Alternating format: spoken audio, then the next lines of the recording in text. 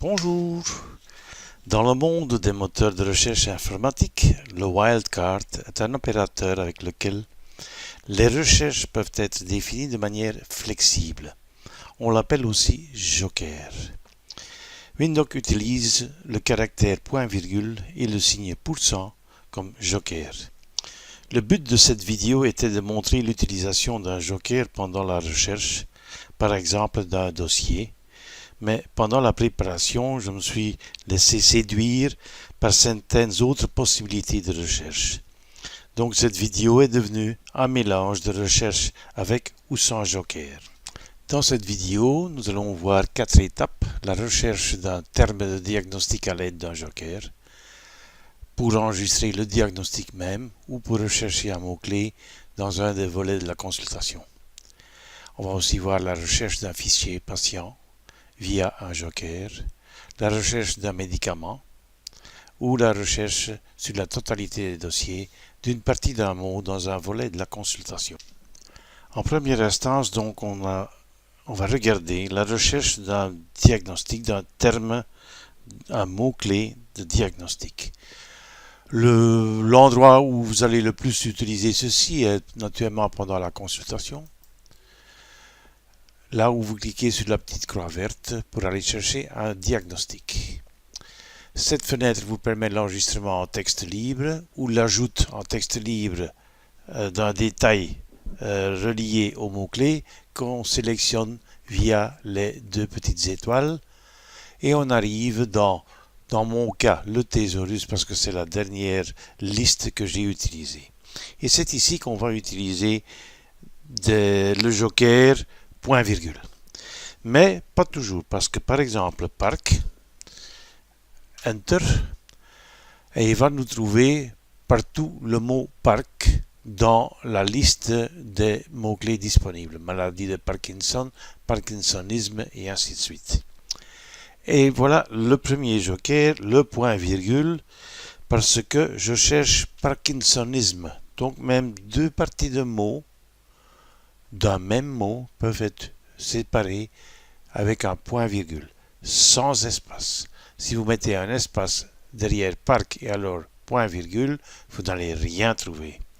Parc, point-virgule, IS, Enter, et j'ai directement parkinsonisme, donc les variantes de parkinsonisme.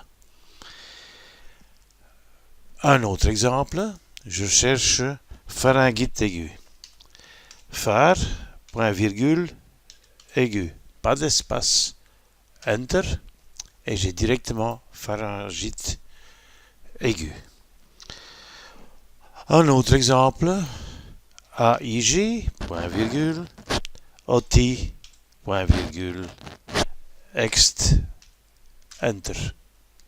Et j'ai directement les otites aiguës externes. Donc là, je montre que la suite des mots ou des parties de mots n'a aucune importance dans la recherche. Et prenons encore un exemple. CHR, point virgule, ULC, point virgule, duo, enter, et j'ai directement mon ulcère d'estomac, ulcère chronique du duodénum. Chronique, CHR, ULC, duodénum. Si maintenant ce mot-clé, vous désirez l'utiliser, n'oubliez pas de choisir le terme que vous allez inscrire dans le dossier. Soit le terme CISP, le terme ICD-10 ou le IBUI, le terme thésaurus. C'est ici en bas qu'on indique ce qu'on va faire. Soit vous sélectionnez directement pour l'inscrire dans le dossier, mais vous pouvez aussi l'ajouter dans votre liste de favoris. Je clique de droite sur le mot-clé que je désire mettre dans ma liste réduite de termes. Je clique de droite, ajouter aux favoris. Ah, celui-là, il est déjà dedans. Je vais prendre un autre. Voilà, je vais prendre celui-là. Je clique de droite et il est ajouté dans ma liste de favoris. Si maintenant, pour la recherche d'un diagnostic, je vais annuler. Pour la recherche d'un diagnostic, je tombe dans mes favoris et je vais ULC, j'ai directement ici les ulcères, les deux termes que on avait déjà, et alors un troisième aussi, pour sélection directement dans le champ d'enregistrement du diagnostic. Donc, double-clic et c'est inscrit. Disons que ce terme qu'on a inscrit ici est par exemple appendicite. Rien ne vous empêche à ce moment-là d'ajouter appendectomie, OK, et éventuellement une date. Ce n'est pas interdit, c'est transféré dans un sommaire qu'on exporte vers Vitalink ou vers le réseau de santé wallon. Il y a donc le code, les trois codes d'ailleurs, le terme de l'IBUI et ce que vous avez ajouté en texte libre est aussi transféré dans le sommaire. Je vais annuler ceci pour retourner dans le champ de diagnostic et je vais chercher par exemple crampe. Je ne l'ai pas. Je retourne dans Thésaurus, je cherche CRAM, crampe, point virgule, GAM par exemple, crampe d'une jambe, crampe musculaire de la jambe. Clic de droite, je vais l'ajouter dans mes favoris pour une consultation suivante et je vais le sélectionner et il est inscrit directement dans la fenêtre de la consultation. Donc, n'oublions pas, point virgule sans espace. Et vous allez très vite trouver un grand nombre de vos mots-clés. Attention, les abréviations, ça ne marche pas. Donc il faut bien chercher le terme médical et de préférence alors le transférer dans votre liste de favoris. La liste de favoris, donc vous pouvez l'ajouter en faisant une consultation, mais vous pouvez aussi le faire via option et alors mais non. Codage, je suis dessus, voilà, codes médicaux, et là, on va rechercher ce qu'on cherche et les transférer l'un après l'autre dans les favoris. Voilà. Ici, dans ces champs aussi, il y a moyen d'utiliser le joker, point virgule. Disons que pour raison de contact, je veux enregistrer crampe dans la jambe. Crampe, point virgule, jambe. Et maintenant, je fais la touche majuscule et Home. Donc, je sélectionne la totalité du mot.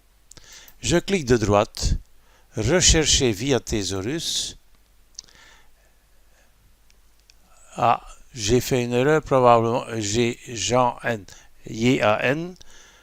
C'était donc une erreur. On recule, on retourne en arrière.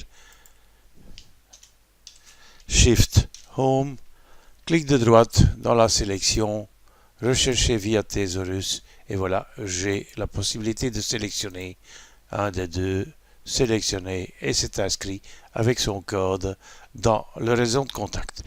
Idem pour les plaintes, donc par exemple, ou dans les constatations, par exemple,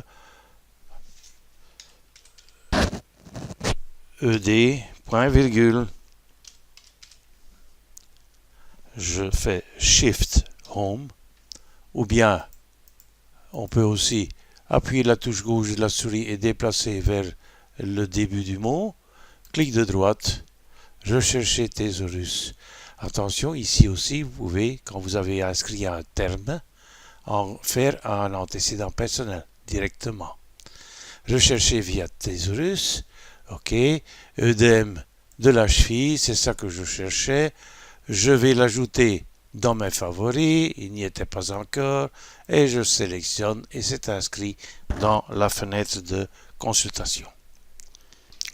Donc n'oublions pas, ici aussi, pas d'espace, un point virgule entre 2, 3, 4 morceaux, parties de mots-clés, de mots qui font partie de votre terme que vous recherchez.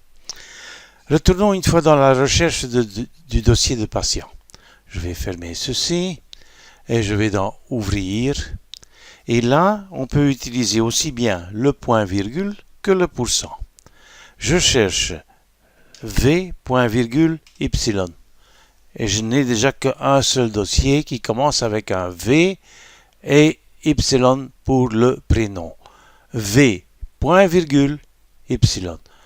Le point virgule sépare donc le nom de famille et le prénom. On peut aussi travailler d'une autre façon. Par exemple, %, ST, et là je cherche. J'ai pas de point virgule, donc je ne cherche que dans le nom de famille et je cherche le nom de famille dans lequel il y a ST.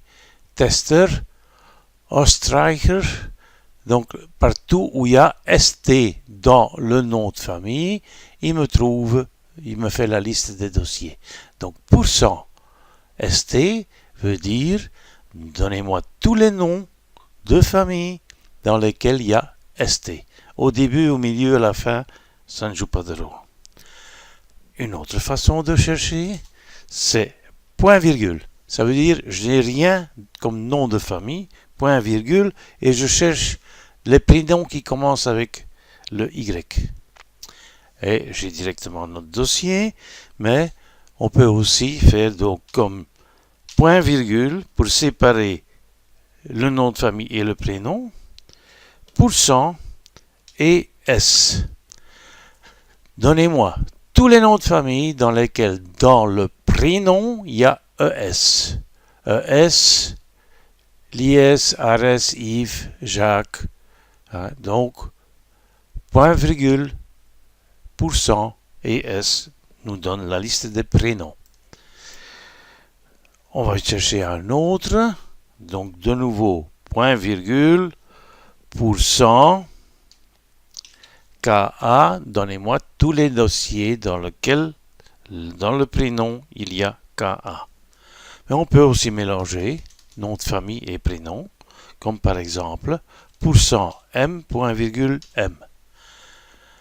Donnez-moi tous les noms de famille dans lesquels il y a un M et dont le prénom commence avec un M. Et on a donc des mots, un M, et le prénom qui commence avec un M. Ceci est donc particulièrement utile dans les cabinets où il y a beaucoup de noms semblables, de noms de famille qui sont très répandus dans votre région, où il y a quand même un grand nombre de sélections possibles quand vous commencez à taper le nom de la famille. Donc en séparant avec point virgule, vous avez tout de suite une liste restreinte et en cliquant dessus et en visualisant, en regardant la photo qui vient de la carte d'identité, vous allez très vite trouver le dossier de votre patient. Regardons maintenant une fois la recherche d'un médicament à l'intermédiaire d'un joker. Soit dans la prescription, PR, le patient n'est pas devant nous, il est au téléphone, je prends PR et ici dans la liste, je cherche tous les médicaments, donc tous les médicaments, % dans lesquels il y a Rexa comme mot dans le nom du médicament. Est-ce que c'est utile ici? Pas nécessairement, mais s'il y a un nouveau médicament que vous n'avez pas encore bien mémorisé le nom, vous avez retenu une partie, de cette façon-là, vous pouvez assez vite retrouver le médicament. Mais pendant qu'on est ici, on va une fois utiliser un autre outil de la fenêtre de la prescription, et c'est particulièrement ce filtre. Le filtre vous permet de chercher à base de la composition, d'introduire ici une partie de ce que vous recherchez. Vous pouvez aussi chercher à base de classes pharmacologiques. Et il y a encore un troisième choix. Attention, la liste est bilingue. Il y a les deux mélangés. Et ici, en bas, les HIR-codes. C'est très peu connu d'utilisateurs, mais ça peut être quand même très utile. On va faire un petit exemple. Je clique sur HIR-code. Je cherche un médicament qui est actif sur le système hormonal, plus particulièrement pour mes patients diabète, et je cherche les insulines à durée d'action rapide. OK, et j'ai une liste très restreinte de choix disponibles. N'oubliez pas d'enlever le petit filtre pour voir, pour éliminer le filtre. Et ce qui est aussi assez peu connu, c'est la possibilité de cliquer de droite et de prendre l'info. Et dans l'info, vous avez les informations concernant le positionnement, les interactions, les contre-indications, les effets secondaires et éventuellement même le dosage proposé. Donc c'était tout simplement un clic de droite sur un médicament, info, et vous avez les informations disponibles directement à l'écran. Regardons maintenant une fois la recherche d'une partie d'un mot dans un volet d'une consultation. Par exemple, je vais annuler la prescription. Je vais dans Rechercher, Généralité, et je cherche ici dans Autres un dossier dans lequel j'ai mis dans le planning, donc la consultation, le contact subjectif, objectif, planning, ça va changer bientôt, mais c'est encore les anciens noms. Donc le planning, je cherche les dossiers dans lesquels j'ai dans le planning kiné. Rechercher et j'ai la liste des dossiers. Dans cette liste, vous désirez ouvrir un dossier, on double-clique et on ouvre directement le dossier de ce patient. Pas nécessairement à la consultation voulue, mais dans la consultation voulue, on peut éventuellement rechercher soit via Rechercher, soit en cliquant ici dans le contenu et avec CTRL F, je cherche kiné. Enter. Et là, j'ai prescription de kiné et éventuellement les autres s'il y en a. Donc, CTRL F ouvre cette fenêtre de recherche qui vous permet de sauter d'une mention kiné à l'autre. On va fermer cette fenêtre. Ce qu'on peut aussi faire, donc un autre exemple, rechercher, généralité, autre, fenêtre de la consultation, et je cherche dans objectif, je cherche ACT, qui fait au fond partie du mot réaction. Donc je ne suis pas obligé de taper le mot correct, une partie du mot est suffisant, comme ici dans le champ médication, une partie du nom d'un médicament est suffisant pour trouver une liste de patients. Je vais cliquer sur Rechercher et j'ai la liste de mes patients, je double-clique et je retourne dans le dossier de Yves. Voilà, au plaisir.